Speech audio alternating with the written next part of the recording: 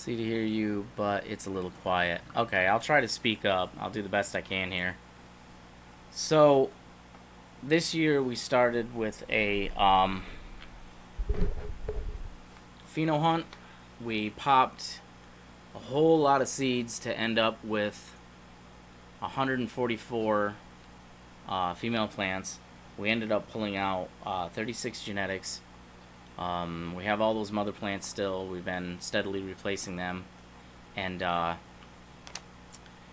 we picked up 5 more genetics from Lost Leaf this year. Really good swashbuckler, his cut of Primal Punch, the GMO, the Rainbow Chip, and the Zookies. Really great genetics. And we did a run. We featured the Cultilux CMH bulbs out in the barn. In the old Nanolux X2 fixtures, had really good luck with that, and great harvest off of that. Patients seem to like it really well. Cheers everybody on YouTube. I finally got this going. It looks like it's working. That's great. So we harvested all that, and everything's looking good there.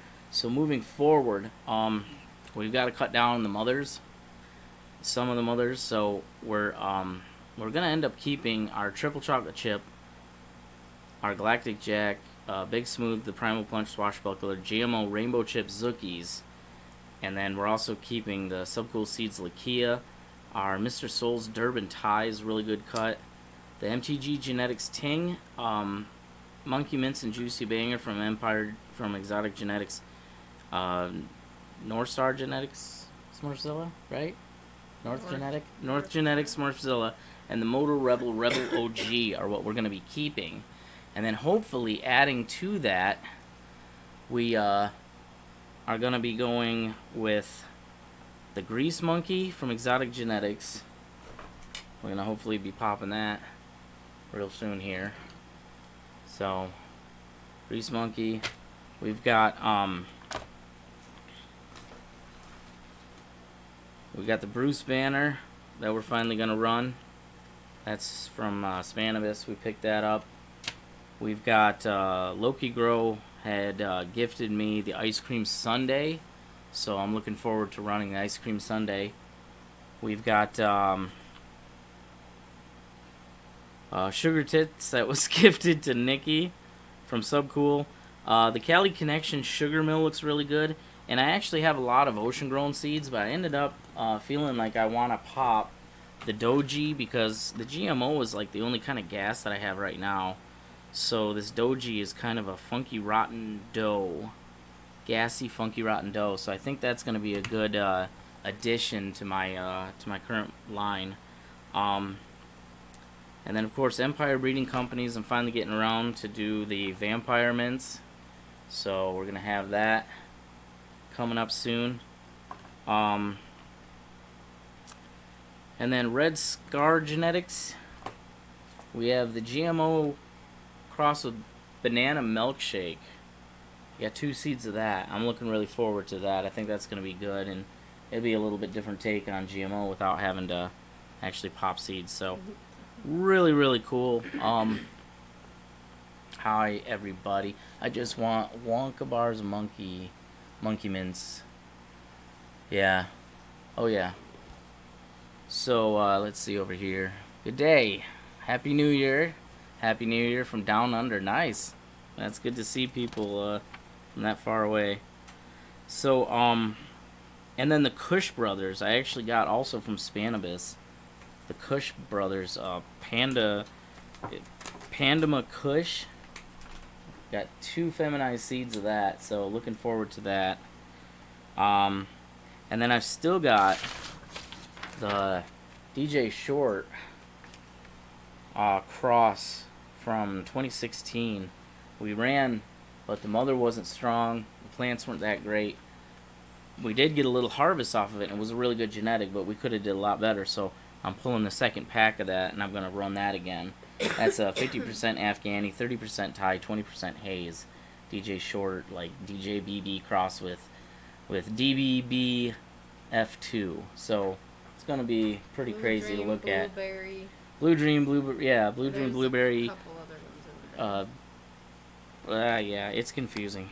We're still trying to figure that one out, but it is really good. But the DJ Short stuff has just been freaking hard to grow. But that being said, it does flower and like fade all purple, and it looks really, really good. Let's see. So, and then we've got Jinx Proof 9-pound hammer. Gonna give that a run. That was also gifted to me, so it should be a good cut. And then from the Michiganja Misfits, we got Twisted D had gifted me a Granddaddy Purple, the Mac and Berries, the Mac and Cheese, and so I'll finally have a couple Mac crosses that look really good. And then we also have our clone, which you guys have seen lately on my Instagram and on my YouTube. You've probably seen my clone of the new Citral Glue number 6 that was gifted to me by Sequence over at the Michigan Bros Grow Show. And I've got another grower that popped one of my packs of the Subcool Seeds or Badger. It'd be more Badger's Raspberry Jelly. So now moving forward, we're gonna get those mothers going and get everything going. But with the current mother stock that we have, this year in 2020, we're going to push out another 6-way shootout right off the bat. It's going to be a powdered shootout, and it's going to be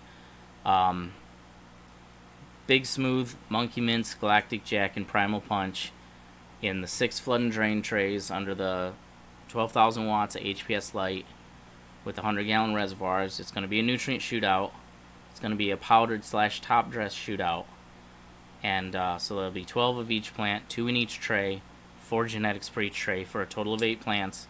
And it's going to be Floraflex with Epsom salts, Jack's 321 with Epsom salts, Geoflora, Greenhouse Feeding, Gaia Green, and Love Trees powdered nutrients. And then the fungi inoculant microbial we're going to go with is the standard run of the Green Microbiotics GMB. So we're going to have a full shootout that way. And it's really good. You guys should look into that line. It's been doing really well for me. The moms and the pheno hunts will take all the LED tents, which we were running right here. And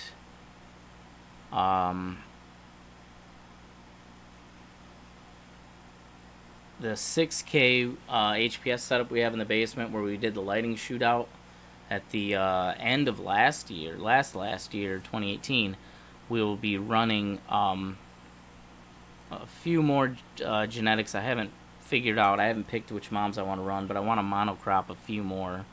Well, actually, yeah. No, we figured we're going to run the GMO, the Zookies, the Swashbuckler, and the Rainbow Chip as monocrops. Yeah, Jax, everybody says Jax, and a lot of people had said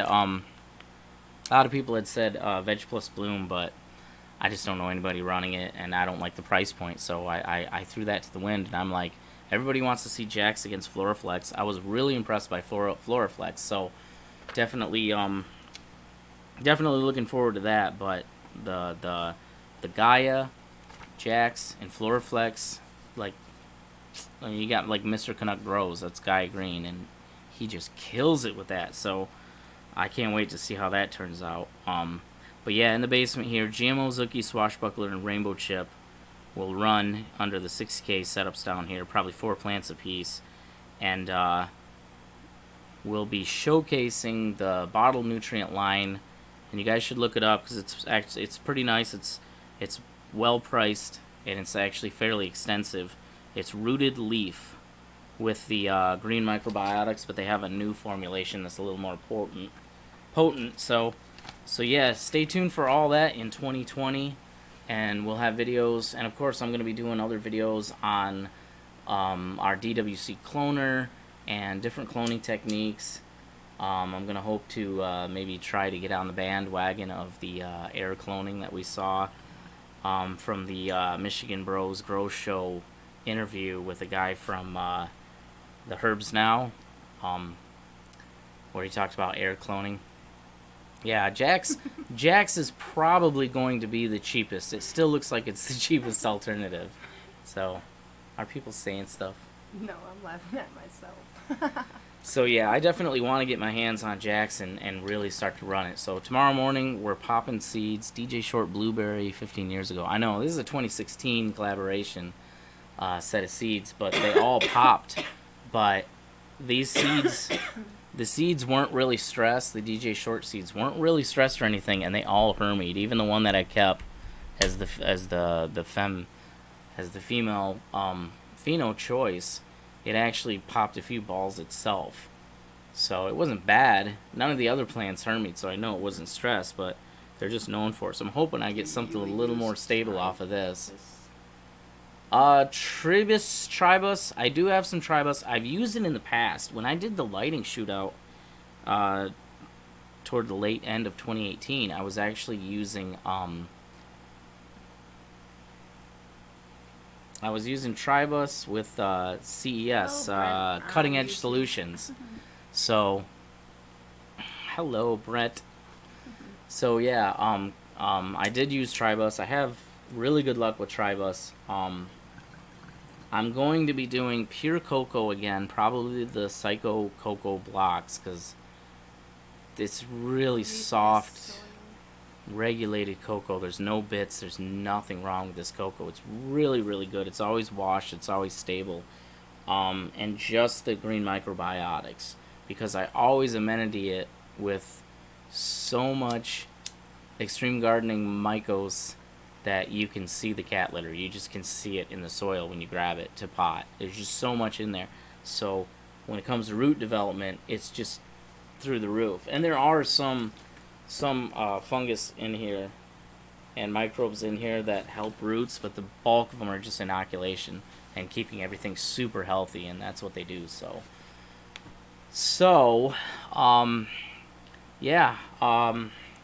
I guess looking back, the Cultilux bulbs and the Vivo Sun tent, where we did the Cultilux 315, both the 3000 and the 4000 Kelvin bulb, did really, really well.